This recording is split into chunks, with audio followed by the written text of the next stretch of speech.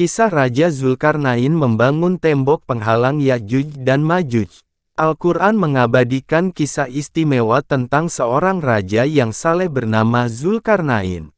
Mengutip tafsir Al-Quran dari Kemenak, dalam surat Al-Kahfi beliau diceritakan melakoni ekspedisi ke bumi belahan barat, kemudian ke timur lalu sampai ke suatu tempat di antara dua gunung yang terletak di belakang sungai Jihun di negeri Balkh dekat kota Tirmis. Di sana ia menjumpai kaum yang hampir tidak mengerti dan memahami percakapan karena bahasanya asing dan kecerdasannya rendah.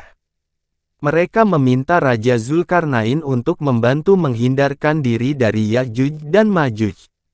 Dalam surat Al-Kahfi ayat 94, Ya'juj dan Ma'juj digambarkan sebagai makhluk yang membuat kerusakan di muka bumi. Disinilah Raja Zulkarnain memperlihatkan kebijaksanaannya. Bagaimana kisahnya? Simak video lengkapnya berikut ini. Raja Zulkarnain membangun benteng pelindung. Kaum yang tinggal di antara dua pegunungan tersebut mengadu kepada Raja Zulkarnain tentang keberingasan Ya'juj dan Ma'juj.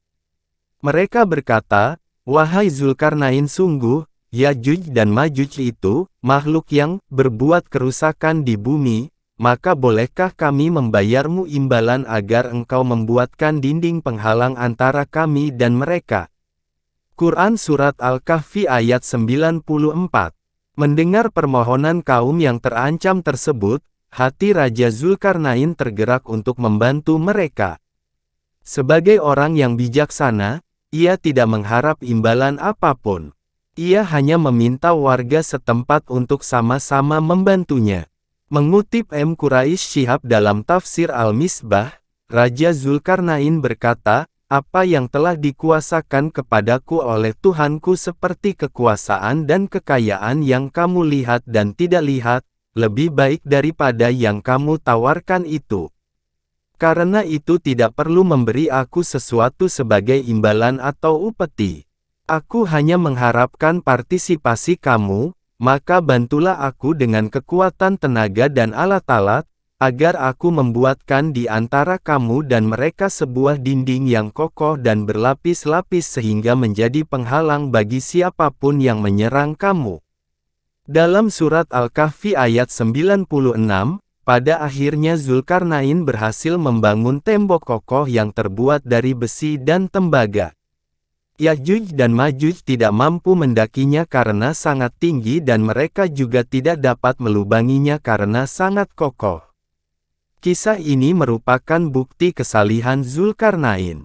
Mengutip jurnal kisah Zulkarnain dalam Al-Quran Surat Al-Kahfi, 83-101 tulisan Rukimin, 2014 Zulkarnain adalah petualang yang memiliki keimanan yang kuat dan selalu menyeru kepada kebaikan.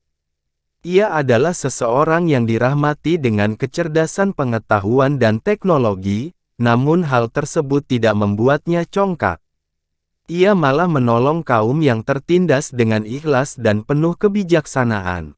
Setiap muslim hendaknya mengambil hikmah dari kualitas kepemimpinan Raja Zulkarnain. Siapa Raja Zulkarnain? Hingga kini sosok Raja Zulkarnain masih menjadi perdebatan di kalangan ulama. Mengutip buku Jejak Ya'juj dan Ma'juj karya Wisnu Sasongko, 2010, Ubaid bin Umar yang merupakan kalangan tabi'in berpendapat Raja Zulkarnain hidup pada zaman Nabi Ibrahim alaihi salam. Ada pula yang mengira beliau adalah Alexander the Great dari Makedonia. Adapun dalam tafsir Al-Quran yang diterbitkan oleh Departemen Agama, sebagian besar sejarawan berargumen Zulkarnain adalah Iskandar bin Philips, pria keturunan Yunani murid Aristoteles.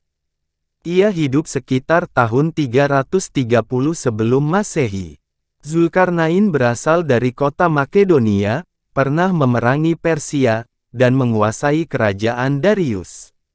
Beliau kemudian memperluas kekuasaannya hingga ke India dan Mesir. Di Mesir didirikan kota Iskandaria untuk memperingati jasa-jasanya. Pendukung pendapat ini mengatakan dalam sejarah umat manusia tidak ada raja yang dapat menguasai benua barat dan timur, kecuali Raja Iskandar Makduni. Hingga kini juga masih tertutupi tabir. Namun tak sedikit yang mempercayai tembok besar China merupakan penghalang Ya'juj dan Ma'juj. Dalam buku, mengungkap misteri perjalanan Zulkarnain ke China, munculnya Ya'juj dan Ma'juj di Asia, yang diterbitkan pada Maret tahun 2007 oleh Syekh Hamdi bin Hamzah Abu Zaid, dijelaskan tembok besar China merupakan bangunan yang dibangun Zulkarnain. Namun jika melihat ciri fisiknya, terdapat perbedaan antara yang dijelaskan Syekh Hamdi bin Hamzah Abu Zaid dan Al-Quran. Tembok besar China terbuat dari susunan batu, sedangkan tembok buatan Zulkarnain dari besi yang dicampur dengan tembaga. Hal ini tergambar pada surah Al-Kahfi ayat 96, Zulkarnain meminta potongan-potongan besi, sehingga bila besi itu telah sama rata dengan kedua puncak gunung tersebut, ditiuplah api agar besi tersebut panas. Lalu ia akan menuangkan tembaga yang mendidih ke atas besi-besi panas tersebut. Di ayat-ayat selanjutnya tergambar bangsa Ya'juj dan Ma'juj tidak bisa menaiki tembok tersebut bahkan untuk sekadar melubanginya, kecuali bila janji Allah sudah tiba. Dan itulah sejarah tembok Zulkarnain. Sampai jumpa di video selanjutnya ya.